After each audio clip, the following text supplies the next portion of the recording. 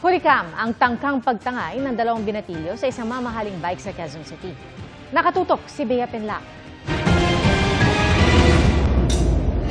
Kaswal lang na naglalakad ang dalawang 16 anyos na binatilyong ito sa isang pay parking lot sa barangay Bagong Buhay, Quezon City, Huwebes ng hapon. Maya-maya, lumapit sila sa mga nakaparadang bisikleta at tila may kinakalikot.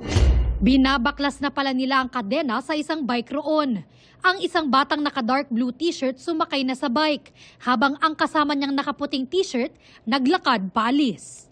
Pero nang palabas na sila ng parking lot, hinarang sila ng parking attendant at hinanapan ng parking ticket. Akala ng mga bata, motor lang yung kinukuhanan ng parking ticket. So di nila alam na pati pala yung mga bike na nakaparada doon.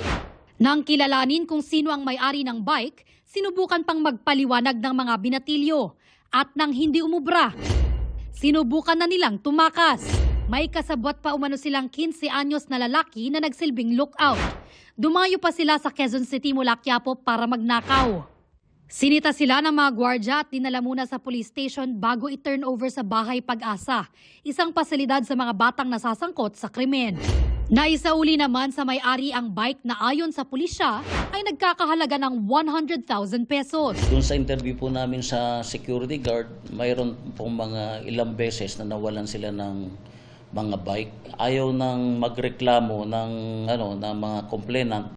Sinusubukan pa namin kuhanan ng pahayagang management ng pay parking lot.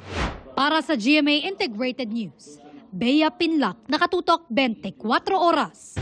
Mga kapuso, may big-time oil price hike na naman sa darating na linggo.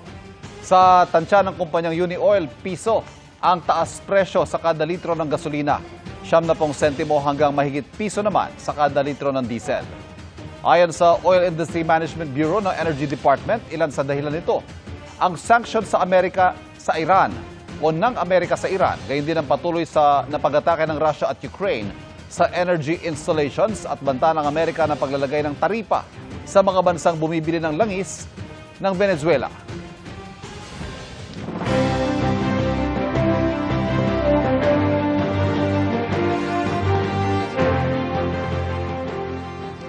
Apat na araw bagong eleksyon 2025, tuloy sa paglatag ng kani-kanilang plataforma sa iba't ibang bahagi ng bansa ang mga senatorial candidate.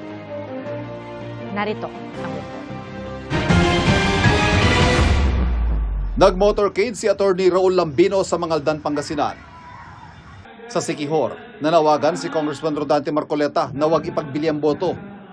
Iginit ni Kiko Pangilinan na kailangan ng full implementation ng Sagip Saka Act. Si Senador Francis Tolentino binigyan diin ng pag-uunawaan at pagkakaisa ng mga Pinoy.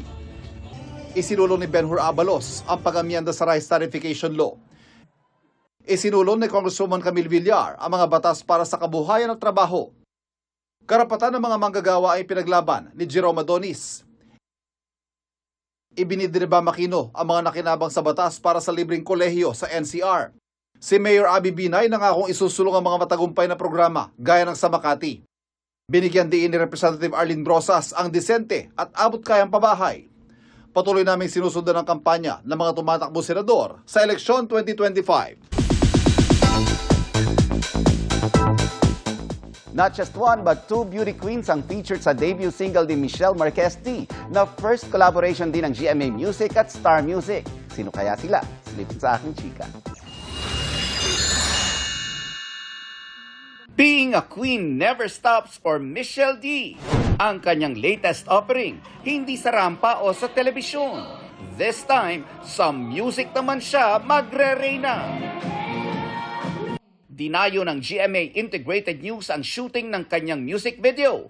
And as expected, very queenly ang dating ni Michelle habang nasa shooting on and off cam.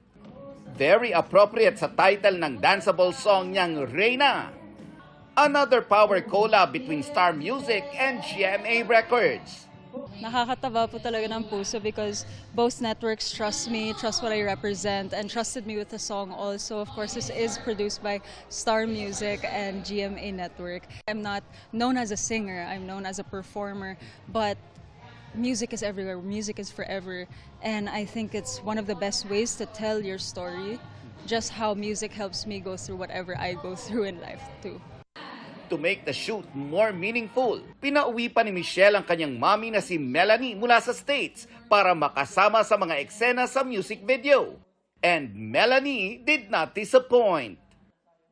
Kaya ako proud na proud sa kanya kasi alam na alam niya paano i-package yung sarili niya. And this is her first song.